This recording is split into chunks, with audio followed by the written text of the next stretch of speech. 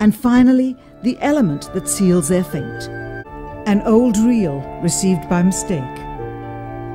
It contains the raw or unedited footage of the crew of Apollo 11, Michael Collins, Edwin Aldrin Jr. and Neil Armstrong, staging part of their mission for nearly an hour in living color, with exceptionally clear behind-the-scenes audio of conversations discussing the techniques used to achieve a disingenuous picture depicting the Earth at a distance, in order to falsely demonstrate their far journey from it, for the reel itself is slated and dated July 18th, 19th and 20th, 1969, the very days of the mission when they were said to be approaching and achieving lunar orbit. 20 seconds of this raw footage was ever broadcast to the public, and these conversations discussing their deception were believed to be private, until now. Here they discuss that these television transmissions were in fact not broadcast live as everyone believed. They were first screened and edited for playback later. Roger, Neil. We just wanted a narrative such that we can, when we get to playback, we can sort of correlate what we were seeing. Thank you very much. Roger, Neil. We just wanted a narrative such that we can, when we get to playback, we can sort of correlate what we were seeing. Thank you very much. Here they discuss the fact that they have turned out the lights and have blocked out sunlight from entering the spacecraft through the other windows, as to not cause any reflected light to fall onto the spacecraft's wall in the foreground. Okay, very good. Well, we shut out the sun coming in some of the other windows into the spacecraft, so it's looking through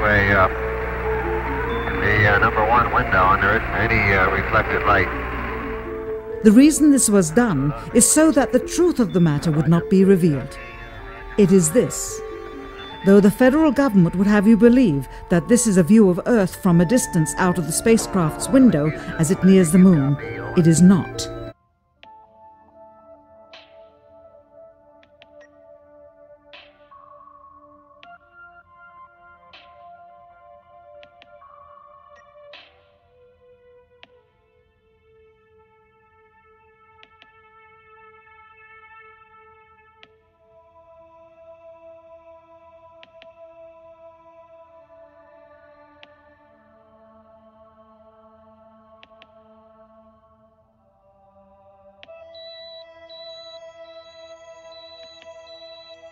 What they have ingeniously done is placed the camera at the back of the spacecraft and centered the lens on a circular window in the foreground, outside of which it is completely filled with the Earth in low orbit. The circumference of the window then appears to be the diameter of the Earth at a distance, with the darkened walls of the spacecraft appearing to be the blackness of space around it. That is why they wanted the interior dark and blocked out the sun from entering through the other windows. Here you can see the extruded window, probably 2 inches thick at the bottom. This is because the Earth's shine is coming in at a downward angle. It also causes the Earth to appear to be an irregularly shaped circle, for you are seeing the outside of the window at the bottom and the inside of the window at the top, which together form 2 different sized halves of a circle. Subsequently, this take was never used. As they perfected the shot, a crescent-shaped piece of black material was inset slightly into the window to create the illusion of the Earth's terminator line dividing night and day. It is uncannily convincing. During this segment, intended to be edited and played back later for the worldwide television audience, dated July 18th, 1969, Neil Armstrong condemns himself as he states that he is 130,000 miles out, or halfway to the moon, as the NASA flight log also states on this date, when he is in reality in low Earth orbit of a few hundred miles. Roger, Houston, Apollo 11. Calling in from about 130,000 miles out. Here, during another segment, also intended to air after review, Neil Armstrong falsely explains to the viewers how the shot is attained by putting the camera's lens to the window's glass, as it would have to be if they were the claimed distance away from the Earth. We only have one window that has a view of the Earth, and it's filled up with the TV camera. If the window was completely filled up with a TV camera, as he stated, then an astronaut's arm would not be able to get between the camera and the window, as it obviously does here in this outtake. South America becomes invisible just off beyond the Terminator or inside the shadow. You can also notice how the astronaut operating the camera reacted to the mistake by attempting to pan away from it. Blue cast. See white bands of major cloud formations across the Earth.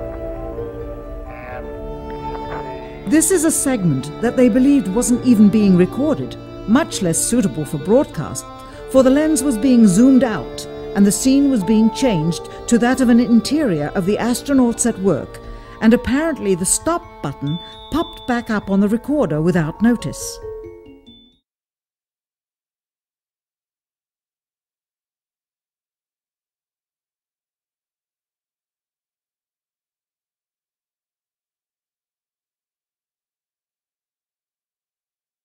Here is the diffused work light that they used to see camera controls, but not throw light onto the spacecraft's wall.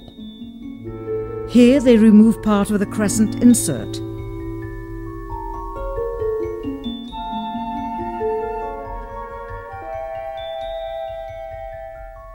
Finally, the iris is opened up and you can see the real location of the camera and the very bright and near Earth out the window.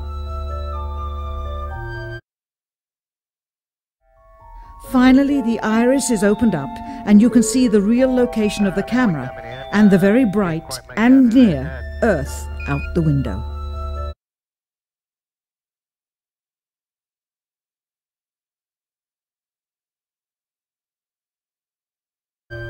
Here is the slate for the 19th of July, and the same shot of trickery on the 19th of July, and then the 20th, and the same misleading shot on the 20th. Later that evening, they were said to be walking on the moon. How can this be when they were in Earth orbit only 9 hours earlier, and the moon is some 3 days' journey away? Furthermore, if they genuinely went to the moon, why would they be faking any part of it? Why this trickery with the window? By faking being halfway to the moon, it becomes apparent that they did so because they could not even go halfway. It thus confirms that the stumbling block to their success was the lethal radiation of the Van Allen radiation belts.